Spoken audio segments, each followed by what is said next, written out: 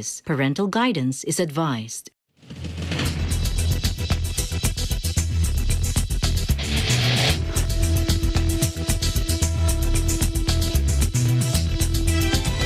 We're working to connect a region of over 600 cultural bridges between our lands.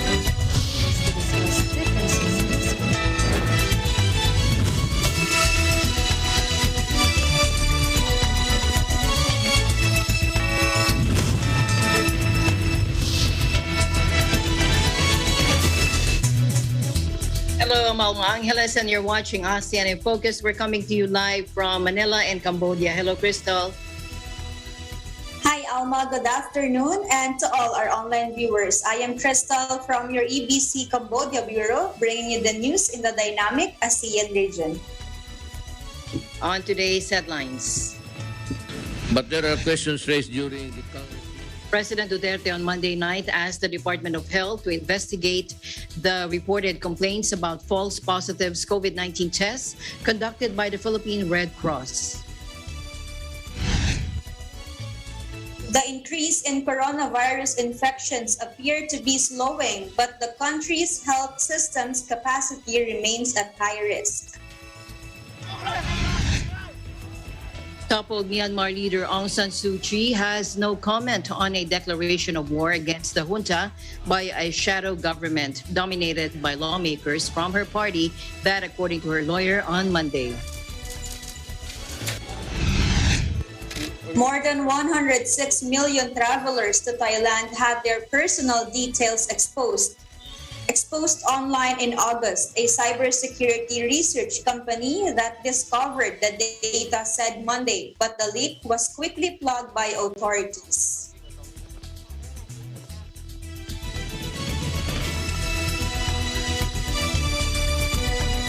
First, here in the country, President Duterte on Monday night asked the Department of Health to investigate the reported complaints about false positives COVID-19 tests conducted by the Philippine Red Cross.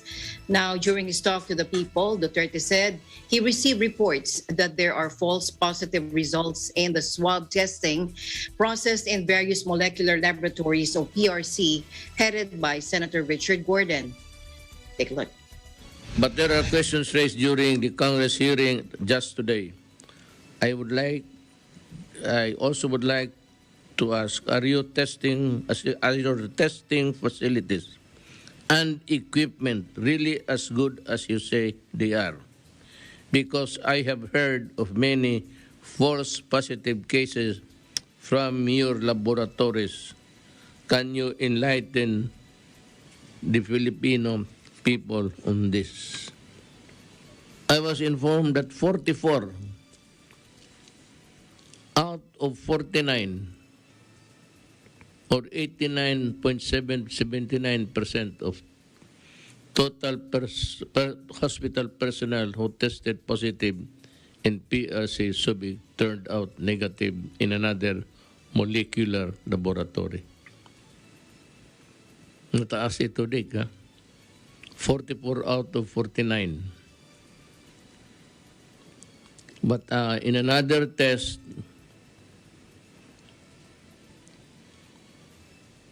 apat lang. 44 out of 49, or 89%. 89.7%.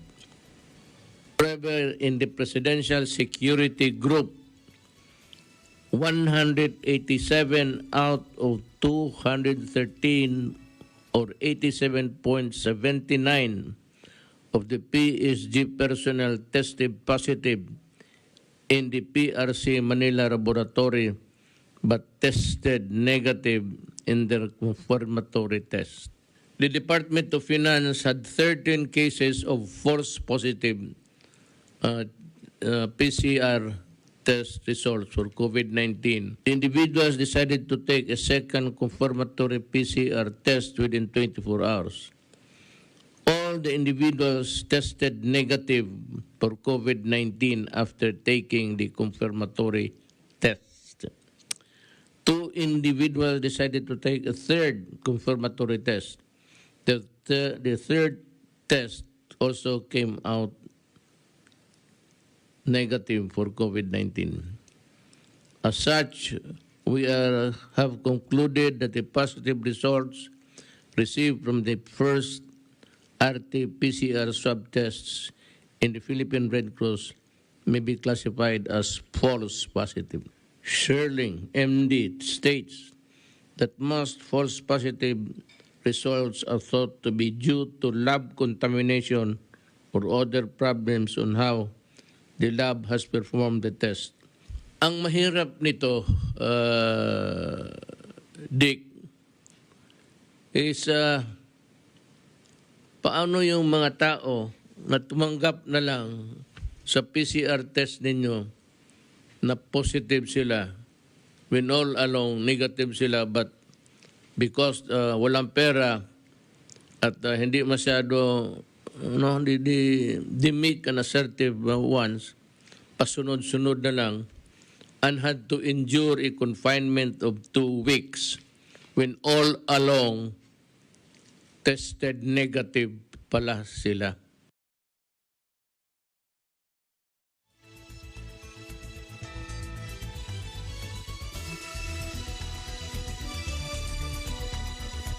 Meanwhile, President Duterte also gave a warning to the Philippine Red Cross Chief Richard Gordon and the Senate conducting a probe into the overpriced COVID-19 supply procurement. The chief executive said there would be trouble if they detained the officials involved in the probe. Let's take a look. Huwag mo akong bastusin, huwag mo akong sigawan. Kasi, do you know what? Yun ang advice ko doon sa mga military. Keep the dignity of your rank as being soldier. Huwag kayong pumawag na sigaw-sigawan kayo ni Dick Gordon. Just stand up and go out. I said if the sergeant at arms i-detain ka, then once I hear about it, I will go to the Senate and get you, extract you. Yan talaga ang mangyari. Then, Senator Gordon, we will be having trouble in government. Then, Mr. Gordon, we will be having a crisis. Then, Mr. Gordon, at the end of the day, it is the country who will suffer. Ikaw, siguraduhin kita that I will reduce you to your original size. Masyado ka nang lumaki. Lumaki ng ulo mo.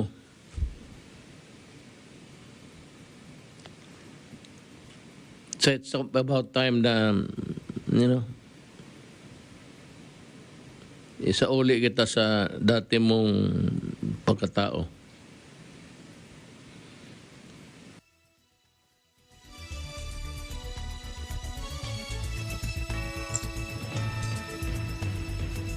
Meanwhile, President Duterte also said that there is a legal basis to request a commission on audit to look into the financial records of the Philippine Red Cross. The president said it was clearly stated in the Constitution and under Republic Act 100 or 10072 or the Philippine Red Cross Act of 2009. Take a look. I'm really going to insist that COA conduct an audit sa Red Cross. You cannot escape that constitutional mandate. As a matter of fact, the mandate that you have to give me a yearly report of COA's wrongdoings or anong ginawa, hindi mo binigay. Doon ko pa sana nalaman. Kasi yun, ipapasa ko sa mga accountants. And to COA, maybe. Pero wala kang binigay. So wala kaming, government is left empty-handed.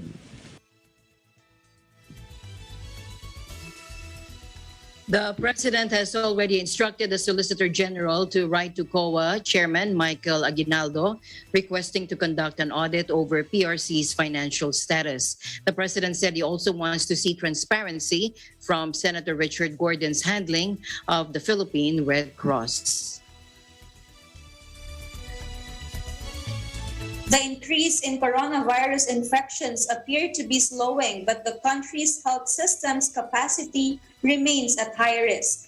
Speaking at an online media forum, Health Undersecretary Maria Rosario Vergeire said cases may still continue to increase in the next week due to the Delta coronavirus variant and active case finding. She said the national and 12 regions in the country remain at high risk classification. Let's listen in.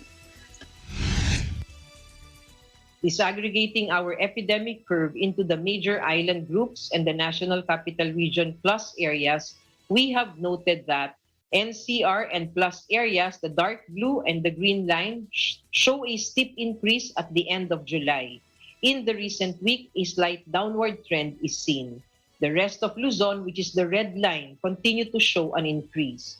Visayas, the teal line, show a plateau in the increase in the number of cases, and Mindanao, the yellow line, also exhibits continued increase in cases since the start of August.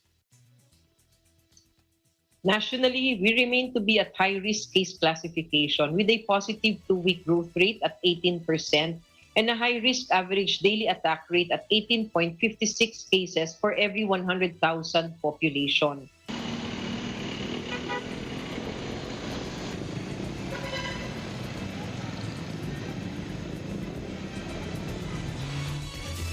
Staying in the country, the Philippines will reopen up to 120 schools for limited in-person classes for the first time since the start of the pandemic in a pilot approved by President Duterte, according to officials. Let's listen in again.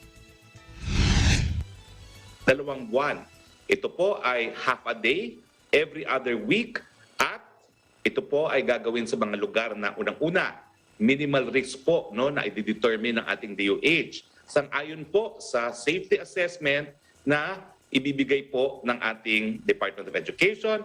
Kinakailangan meron pong suporta ng mga local government units sa pamamagitan po ng resolution o letter of support at kinakailangan po merong written support and consent ng mga magulang ng ating mga kabataan. With the entry even of the Delta variant and other challenges, nag-increase ang ating enrollment vis-a-vis last year. Dumami ang challenges sa COVID because of the various variants, pero ang enrollment tumaas from 26 million last year, tumaas by ang total is 107.6%, umabot ng 28,219,623. Ito ay nagpapakita ng trust ng parents, ng learners, ng teachers, ng buong bansa sa sistema ng ating edukasyon. Under guidelines approved by the Duterte administration, up to 100 public schools in areas considered minimal risk for virus transmission will be allowed to take part in the 2-month trial. 20 private schools can also participate. Classrooms will be open to children in kindergarten to grade 3 and senior high school, but the number of students and hours spent in face-to-face lessons are limited. Schools wanting to take part will be assessed for their preparedness and need approval from local governments to reopen. Written consent from parents will be required. In another country, in Malaysia, teens will be allowed walk-ins to get their vaccinations at selected centers. We have Alfred Balmes for more information. Alfred? Hi, Krista. Good afternoon. Here in Malaysia, the Health Ministry Khairi Hamaludin said teenagers will be able to walk in for their COVID-19 jabs at selected vaccination centers. According to him, this was one of the methods that adolescents aged 12 to 17 can get their COVID-19 jabs besides receiving them at school. Tomorrow, they will be announcing a list of PPV in states where teenagers can walk in and receive their vaccination. These will be centers that are currently still in operation. So right now, teenagers have a couple of ways to get vaccinated. Either they wait to receive their appointments from school PPB or they can walk in to this selected PPB. Kyrie told a press conference after observing the vaccination process for teenagers at SMK Putrajaya Precinct 8 yesterday. Kyrie said teenagers going to PPB under the walk-in category must be accompanied by a parent or guardian. He added that teenagers' parents or guardians will be required to fill up the consent form at the PPB and they need to sign it the presence of a doctor. The government is targeting at least 60% of teenagers to receive at least one vaccination dose by November, with the aim of having 80% of teenagers fully vaccinated by next January.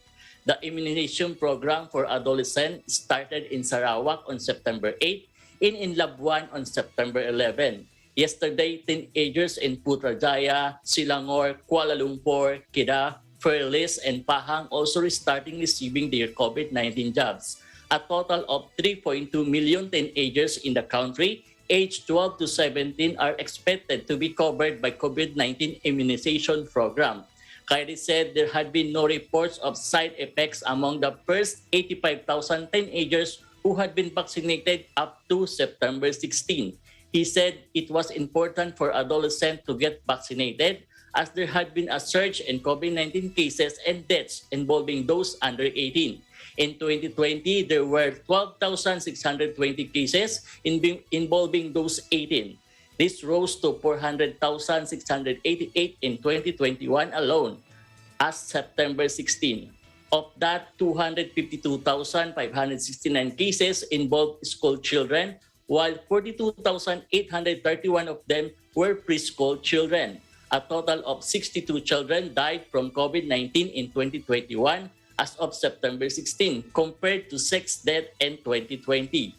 This is because the National Pharmaceutical Regulatory Agency has set to approve the use of COVID-19 vaccine on children under 12 years old, and until then, the ministry must ensure that people within the education ecosystem are protected.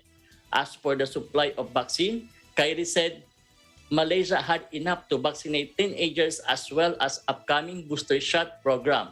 The government had earlier announced that it will be giving COVID-19 vaccine booster shots to frontliners and the elderly once the mass immunization coverage reached 80% of the adult population nationwide. Back to you, Crystal. Thank you for the update, Alfred, and please keep us posted on what's happening there in Malaysia, and always keep safe. Likewise, live reporting from Kuala Lumpur, Malaysia, this is Alfred Balmes. We live in interesting times. In Thailand, 2,000 school children were vaccinated with Sinopharm.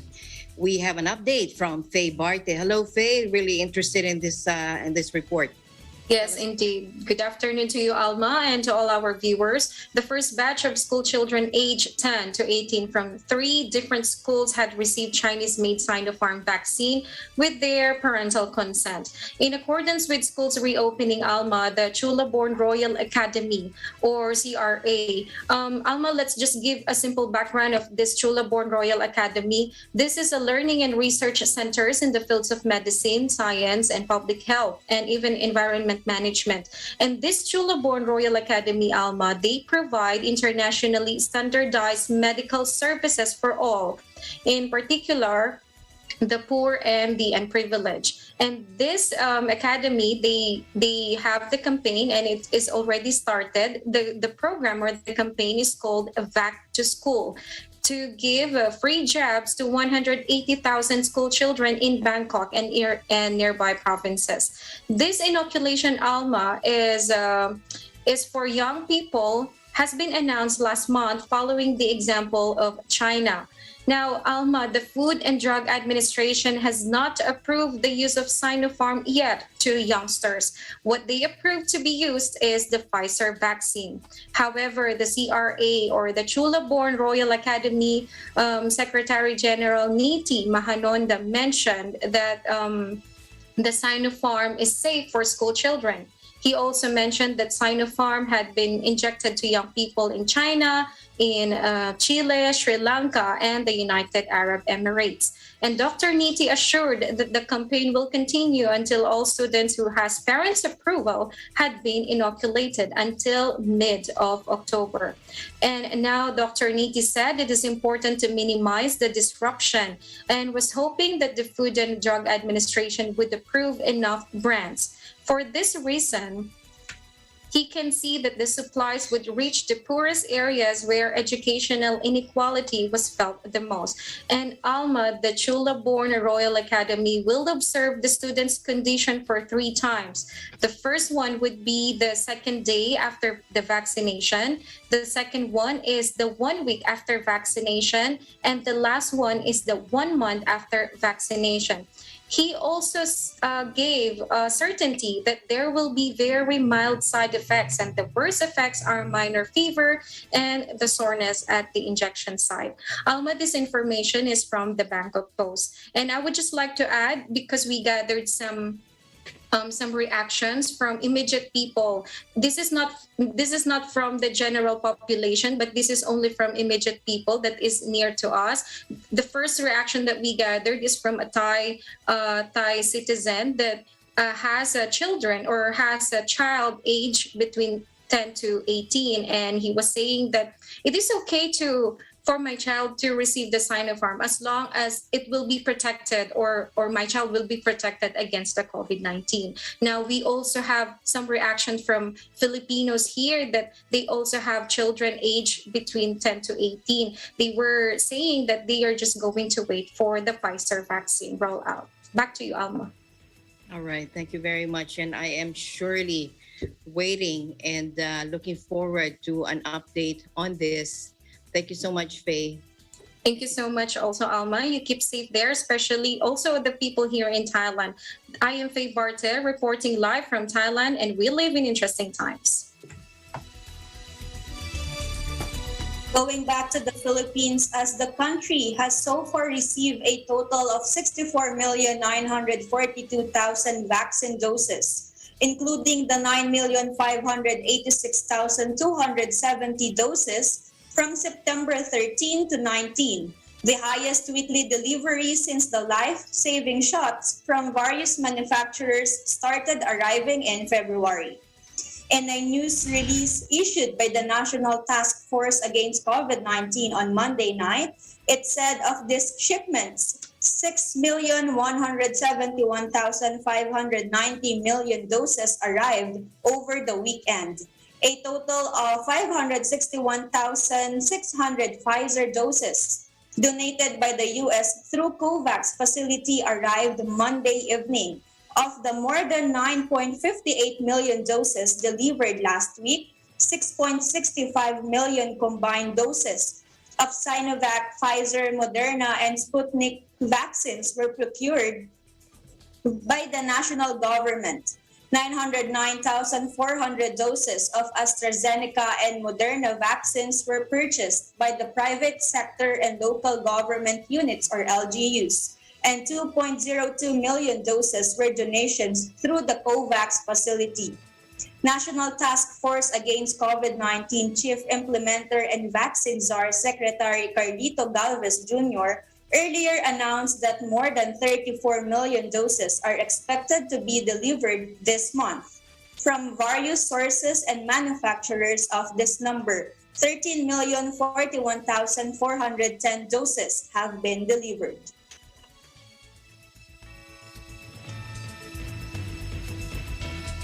In other news, Cuba agreed on Monday to provide Vietnam with 10 million doses of its own homegrown coronavirus vaccine, Abdala, for which the Asian nation has given emergency approval.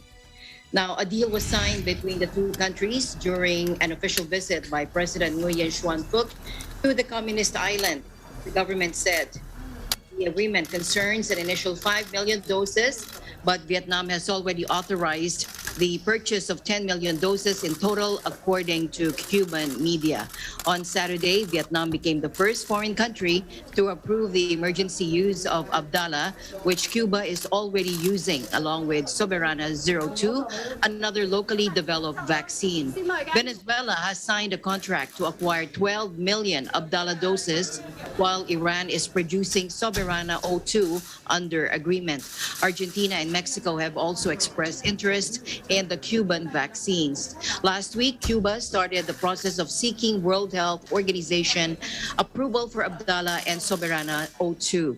The vaccines, the first developed in Latin America, have yet to undergo international scientific peer review. Cuban scientists say the jabs have been shown to be more than 90% effective at preventing symptomatic COVID cases. They are based on recombinant protein technology, the same used by the U.S.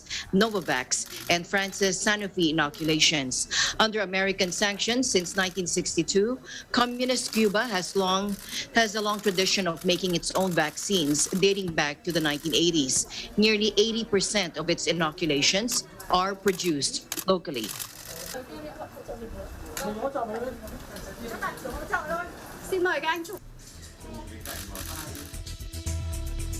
Meanwhile, Indonesia has again received 5 million doses of Sinovac vaccine in finished form under the 70th batch of vaccine arrival on Monday. Take a look. Now, this vaccine supply has brought the availability of COVID-19 vaccines in Indonesia, both in the form of raw materials, bulk, and ready to use, to 262,350,400 doses, according to spokesperson for vaccination of the Indonesian Ministry of Health, Siti Nadia Tarmizi. And she noted this in a written statement received here. Tarmizi remarked that with this 70th stage of vaccine arrival, the number of vaccine doses of Sinovac's CoronaVac in Indonesia had increased to reach a total of 53,776,000, in line with the government's commitment to expediting the national vaccination program. She also noted that the received vaccine doses will be distributed to various regions across the country for immediate use. In spite of the increased availability of vaccines, the spokesperson emphasized that the third dose of booster vaccine is only designated for healthcare workers, as they have a greater risk of being exposed to the virus.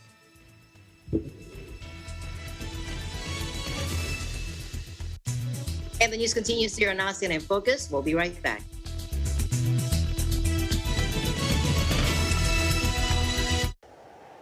Innovation, digital disruption, globalization. Startups, micro, small, and medium enterprises, as well as large corporations, all face interesting challenges in the market today. Peek into the world of exciting opportunities and partnerships to drive growth with the latest business news and information. We are open for business, your weekly dose of entrepreneurial inspiration to update you on the latest developments in the world of business. Get up close and personal with CEOs and thought leaders to help you discover valuable insights. Sharpen your instincts for smart decision-making with the latest markets and economic trends, disruptive ideas, global innovation, social entrepreneurship, and other leading-edge business ideas. Join the conversations to create a more vibrant environment for entrepreneurship. Catch Open for Business, from vision to action.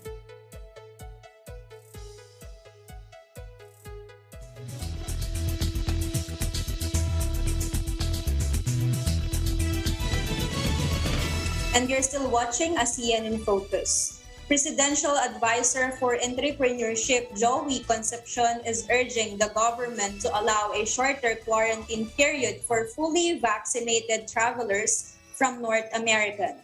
Just recently, the Philippine Airlines, or PAL, filed for Chapter 11 bankruptcy in the United States. Concepcion said airlines have to be viable to protect them from bankruptcy. Concepcion said he recently met with representatives from Philippine Airlines, Cebu Pacific, and Philippine Air Asia To help the struggling sector survive the pandemic, the Philippines flag carrier, along with Cebu Pacific and AirAsia, has appealed to the Interagency Task Force for the Management of Emerging Infectious Disease to ease the travel restrictions and place North American countries on its green list, as these are their biggest markets. Airline officials were quoted as saying that international travelers find requirements such as testing and quarantine periods to be very burdensome, forcing them to put off their travel plans. According to a Business World report, they proposed that passengers be tested 72 hours prior to departure, quarantined upon arrival, and required to take an RT-PCR test on the third day. Passengers with a negative result should be allowed to leave the quarantine facility on the fifth day so that they can continue their quarantine at home. Concepcion said that allowing people fully vaccinated against COVID-19 to travel will help revive not only the transport sector but also the local tourism sector. Meanwhile, reclusive Laos has locked down its capital Vientiane and barred travel between COVID-hit provinces as cases soared to a record high. Now, the mayor of Vientiane, where the bulk of the cases were detected, declared a strict lockdown on Sunday for 2 weeks, ordering residents to stay in their homes unless obtaining food, medicine, or making their way to a hospital. Travel between 7 other hard-hit provinces is banned, while entry into Vientiane requires a quarantine of 14 days.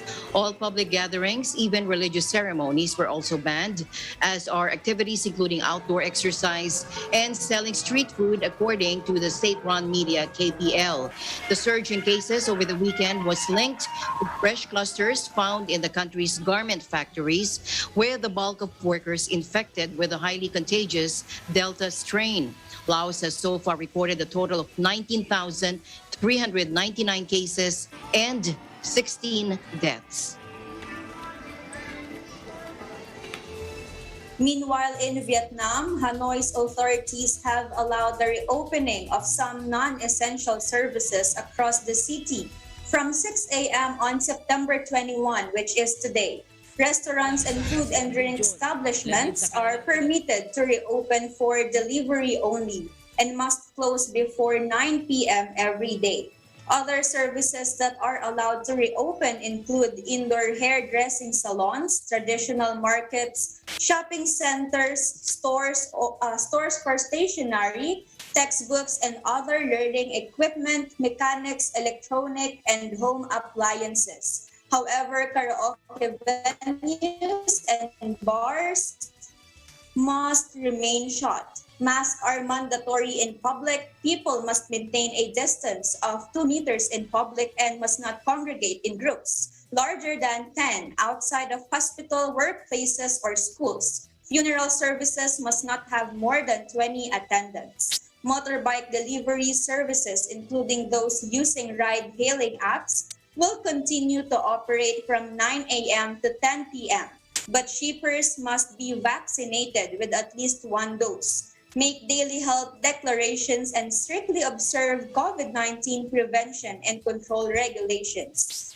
As of September 15, almost 70% of Hanoi's population has been administered with the vaccine, with 93% of residents over 18 receiving at least 1 shot.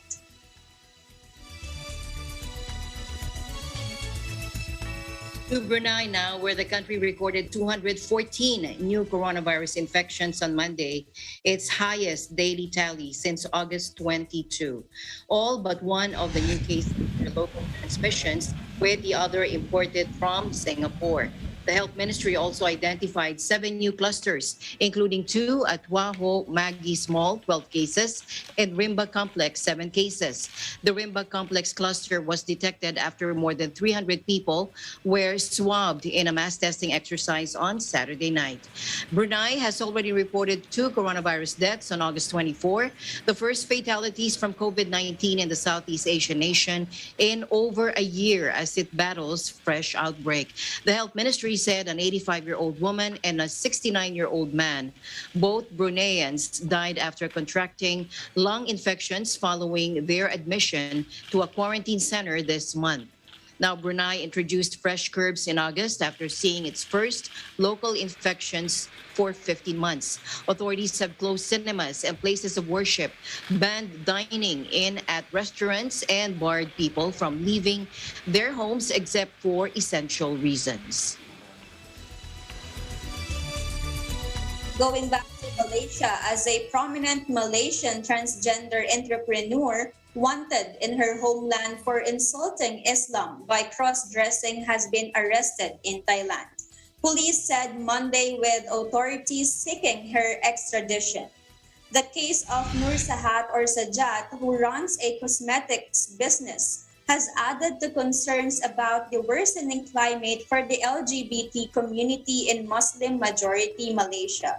Officials increasingly speak out against homosexuality and recently announced they are seeking to toughen laws against gay people. Sahat, 36, was charged in January this year in an Islamic court outside Kuala Lumpur for dressing as a woman at a religious event in 2018 in violation of Sharia laws. The court issued an arrest warrant in February after she failed to turn up for a hearing, and she had been on the run since then. She faces up to 3 years in jail if convicted. Philippine National Police Chief General Guillermo Eleazar tasked the local police to conduct a thorough investigation into the killing of a former mayoral candidate in Abra province. Take a look. Nagpalabas na ako ng kautusan sa Regional Director ng PRO Cordillera Autonomous Region na bubuo ng isang Special Investigation Task Group upang mapabilis ang investigasyon sa kasong ito in the interest of truth and justice. On behalf of the men and women of the PNP, pinapaabot ko ang aking taus-pusong pakikiramay sa medical community at sa pamilya ni Dr. Amor Trina Dait. Tinitiyak ko sa inyo na personal kong tututukan ang kasong ito. This incident only encouraged us to be more aggressive in our campaign against private armed groups and loose firearms to ensure the peace, honest, and orderly conduct of the elections in May next year. Now, authorities said victim Amor Trina Dait, a resident doctor of La Paz District Hospital, was gunned down inside her own residence in Barangay Poblacion in Pilar on Saturday night at about 7:30. Now, Dr. Dait ran for mayor in Pilar during the 2019 local elections. Meanwhile, the PNP chief also appealed to the other residents in the area to immediately inform authorities if they have information on the incident or the suspects. As early as last month, General Eleazar ordered all police commanders to start the early security preparations for the presidential and local elections in May 2022. Toppled Myanmar leader Aung San Suu Kyi has no comment on a declaration of war against the junta by a shadow government dominated by lawmakers from her party, her lawyer said Monday. Following the declaration, clashes between local People's Defense Forces and the military have increased, and over a dozen army-owned communications towers have been attacked, according to anti-junta groups. Suu Kyi had no comment when asked by her lawyers about the declaration of war. Her lawyer, Kin Mang Zhao, said and would comment only after discussions with others in the NLD leadership. She said she never turns against the wishes of the people. Nonviolence is a core principle of Suu Kyi's and was a defining characteristic of the democracy movement she led against a previous junta decades ago. But many young protesters have embraced the resistance movement, seeing it as the only way to permanently root out military dominance of the country's politics and economy. My people say that I've been silent. I haven't been silent. Lawful violence. We are committed to the restoration of... The House of Representatives on Monday approved on final reading a measure creating the Boracay Island Development Authority, or BIDA, to promote and accelerate the sustainable development of the island. Take a look. Now, under the bill, the proposed government-owned and controlled corporation to be known as BIDA shall manage, develop, operate, observe, preserve, and rehabilitate the Boracay Island Development Zone, which shall include the entirety of Boracay Island and surrounding islets, including Barangay Katiklan. Now, the development zone shall be transformed into a self-sustainable or self-sustaining industrial, commercial, leisure, financial, and investment center to generate employment opportunities and attract and promote productive local and foreign investments, while strictly prioritizing the protection and preservation of the natural resources and biodiversity of Boracay Island. A Boracay Action Plan geared towards investment, sustainability, and balanced development in the island shall be formulated and implemented. The bill aims to develop responsible tourism through the participation of local communities, including indigenous peoples, in conserving biophysical and cultural diversity. Chinese authorities are likely to perform a quiet rescue of indebted property giant Evergrande, says Kelvin Wong, a market analyst at CMC Markets in Singapore. Fears of contagion from the potential collapse of battered Chinese real estate giant Evergrande sent property shares plunging in Hong Kong on Monday, with the firm expected to default on upcoming interest payments this week. Let's listen in. If they totally just let accordingly hands off, that means they allow the bonds to actually default, that could actually lead to a social problem. Because don't forget over here is that they have this Evergrande itself also sold numerous amount of wealth management products to the retail investors, which at the end of the day, I do not think the Chinese authority want to have a kind of a scale of social unrest that's happening in the Chinese economy right now. Given that we are still facing this kind of soft demand from this pandemic crisis that is not yet over. So I think it's more like quiet rescue because they also do not want to explicitly say, hey, I'm here to inject X amount of billions into your books to actually rescue you, because they do not want to actually create another moral hazard to the market, saying that, hey, go on, continue your business as usual, property development. At the end of the day, we will still rescue you, because they do not want to actually paint this picture to send a signal to the property developer as well as to the markets down the road. Okay, in terms of comparative to the Lehman Brothers crisis, I do not think it will be at that kind of level, because I do not see any kind of a derivatives product that's being kind of a securitized off from Evergrande book itself. So what we could see right now is more of a negative feedback loop impact, sentiment impact that actually spill over to the rest of the world. Yeah, there's a couple of developers as well that we got to take note of. Like for example, Country Garden is one of them. China, Vanke is also one of them. So they all have a significant portfolios, because over the year, what causes all this is due to over leveraging of their business operation. That means they took out more financing than they could actually cover. We're talking about a very lackluster PMI data in terms of manufacturing and services, and especially retail sales has been coming down pretty remarkably as well.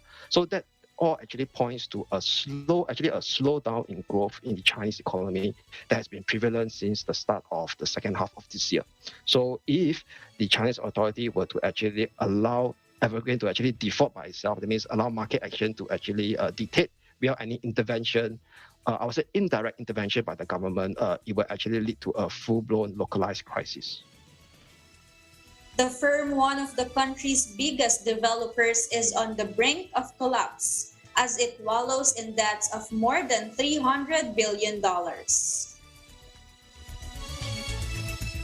than 106 million travelers to Thailand had their personal details exposed online in August, a cybersecurity research company that discovered the data said on Monday, but the leak was quickly plugged by the authorities.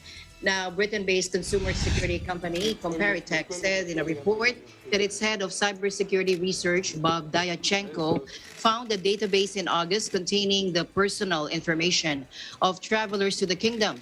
He said any foreigner who traveled to Thailand in the last decade might have had their information exposed in the incident, including their name, passport number, and residency status. Comparitech said Dyachenko also found his own name and details about his entries into Thailand on the database, which contained information dating back to 2011. And Thai authorities were informed on August 22 and secured the data the following day. However, we do not know how long the data was exposed prior to being indexed, according to the report. Thai authorities maintain the data was not accessed by any unauthorized parties, it added. Thailand's Cybercrime Investigation Bureau said it was unaware of the incident, but was looking into it. Now, the Southeast Asian nation is a popular tourist destination, drawing nearly 40 million visitors in 2019 before the pandemic shuttered borders and seized up global travel.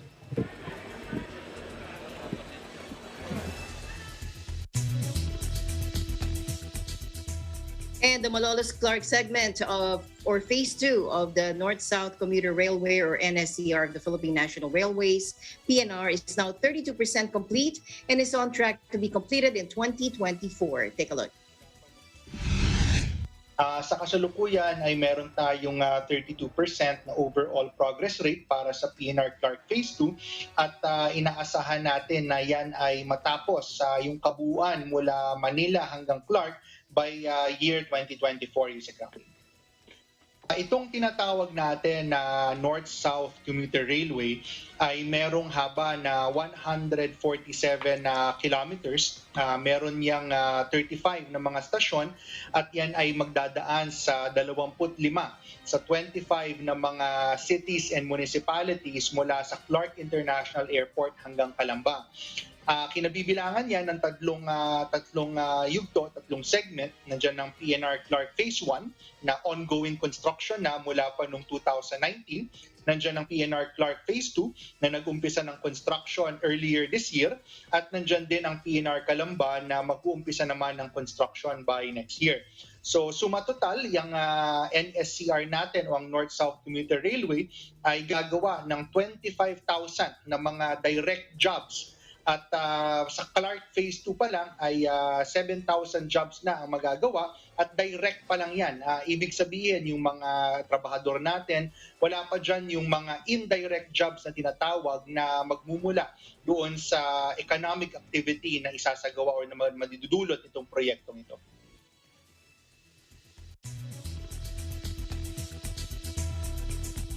From a mass graveyard for Bangkok's cabs left idle by coronavirus restrictions, a new business is growing.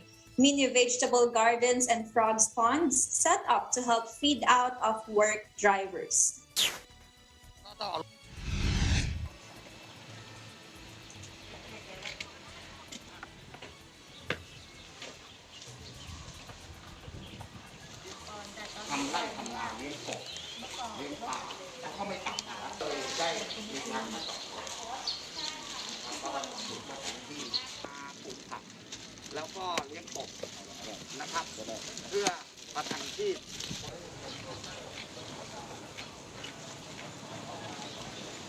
ก็ต้องทางเลือกสุดท้ายแล้วครับก็ต้องเอารถมาปลูกผักทั้งหมดรถคันหนึ่งเหลือหนี้ 7-8 แสนตัวใหม่ปี 19 ปี 20เหลือหนี้ 7-8 แสนแต่จอดทำไงได้ก็ต้องปลูกเลี้ยงกบไปเลี้ยงกบปลูกผักบนหลังคาทั้งหมดเลยถ้าได้ผลผลิตเลยก็เอาให้พนักงานเอาไว้ทานกันตอนกลางวันตอนเย็นเราขับไปทานที่บ้านหรือแจกคนขับครับให้คนขับเขาก็มาเอาไปทานได้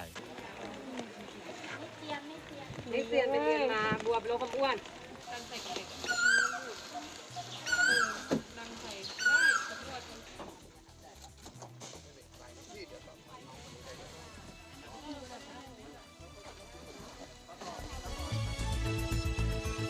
Thank you very much, Crystal, for keeping me company today. Stay safe always. I'll see you soon.